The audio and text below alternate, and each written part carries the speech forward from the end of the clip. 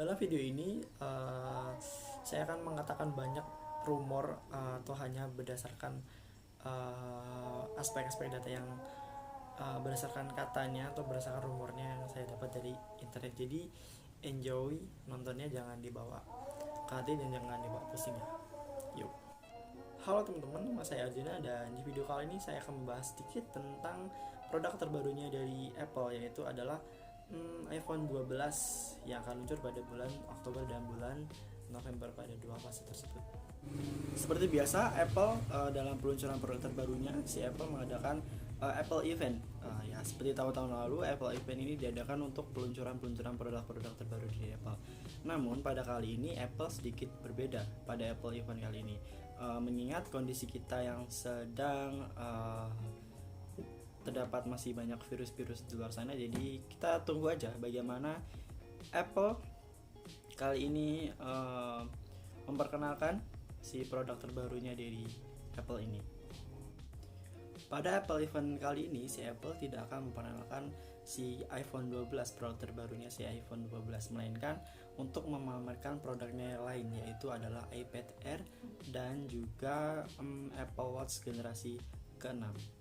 Ini sedikit unik, kenapa si Apple Event ini tidak untuk memamerkan si produk terbaru yaitu Apple 12 atau iPhone 12, melainkan hanya untuk memamerkan si iPad Air dan si Apple Watch generasi ke-6 ini.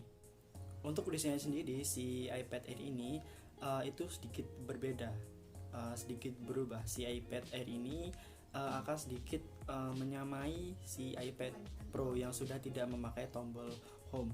Tetapi untuk sensor sidik jarinya, si iPad Air ini masih ada. Namun disandingkan atau bergabung atau samaan atau apalagi ya, atau bergabung sama tombol power. Jadi si tombol powernya ini ngerangkap jadi sensor sidik jari juga.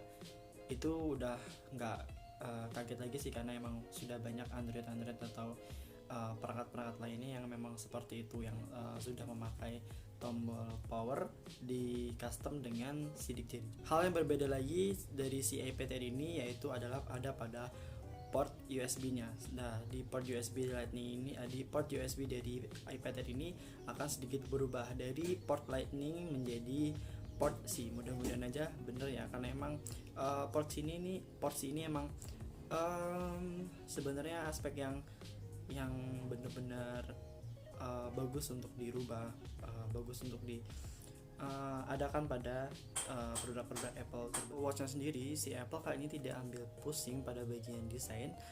Jadi si Apple Watch ini tidak akan banyak berubah, melainkan hanya penambahan fitur. Jadi Apple Watch seri ke-6 ini hanya ditambahin fitur, yaitu fitur SPO2. Yap, fitur SPO2 ini memang sedang naik daun di kalangan di kalangan smartwatch yang lain. Contohnya kita bisa temuin fitur SPO2 ini di Watch Fit, itu juga di situ ada. Terus kalau nggak salah di Samsung di Oppo gitu ya, pokoknya di antara itu dia juga sudah memakai SPO2 ini.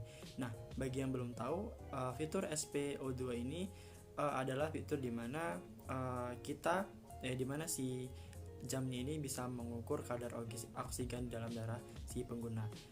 Jadi fitur ini merupakan fitur yang sedang banyak banget dipakai di smartwatch yang lain, dan akhirnya si Apple juga ikut-ikutan masangin si fitur SPO2 ini ke smartwatch terbarunya ini, dan itu gebrakan yang bagus sih menurut saya. Oke, kita kembali lagi ke topik.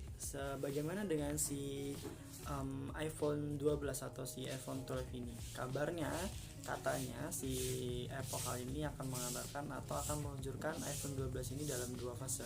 Fase pertama itu akan diadakan pada bulan Oktober, tanggal 12 tepatnya. Kenapa tanggal 12? Mungkin karena iPhone-nya udah 12, jadi tanggalnya tanggal 12, jadi cocok lagi gitulah. Nah, untuk fase keduanya, si Apple akan mengadakannya pada bulan November mendatang. Kita tunggu aja. Pada akhir-akhir ini si Apple akan mengadakan si fase pertama dan fase kedua. Nah, kenapa sih mereka membuat fase ini menjadi dua, fase pertama dan fase 2? Nah, kenapa dibuat seperti itu? Karena si Apple pada saat ini akan meluncurkan 4 produk terbarunya, yaitu untuk 2 yang non Pro dan 2 lagi yang sudah Pro dan Pro Max. Untuk yang non Pro, si Apple ini tidak ambil pusing. Untuk bagian kameranya, si yang non Pro ini hanya memakai 2 kamera dan ukurannya hanya 5,4 inci. Nah, untuk yang sudah Pro atau Pro Max, dia sudah memakai 3 kamera plus ditambah dengan LiDAR sensor. Nah, untuk dapur pacunya sendiri, si Apple sudah pasti menggunakan chipset yang terbaru ya, karena emang produk terbarunya dari Apple harus memakai, kalau menurut saya harus memakai si chipset terbarunya dari Apple juga, yaitu adalah A12 kalau nggak salah, A12. Nah, udah pasti itu A12 itu udah pasti kenceng lah ya, kenceng banget bahkan. Nah, kita tunggu aja sih Apple itu untuk menunjukkan si iPhone 12 ini. Nah, katanya lagi nih si iPhone 12 ini tidak jadi memakai refresh rate 120 Hz. Kenapa ya mereka tidak jadi memakai si refresh rate 120 Hz, padahal si Apple ini sudah bisa memproduksi layar yang sudah refresh rate 120 Hz. Kita tunggu aja kabar-kabar dari si Apple lagi, kenapa mereka tidak jadi memakai refresh rate 120 Hz. Nah, ada lagi yang berbeda nih untuk si iPhone 12 ini. Pada paket penjualannya si iPhone 12 ini tidak lagi menyediakan charger atau tidak lagi ada charger di situ. Kalau menurut saya tidak ada charger tidak apa-apa ya, kecuali si harganya ini cocok. Jadi ya nggak apa-apa nggak ada charger, yang penting harganya cocok. Tapi kalau misalnya sudah tidak ada charger tetapi harganya tinggi atau mahal, sudah pasti ya lucu juga sih.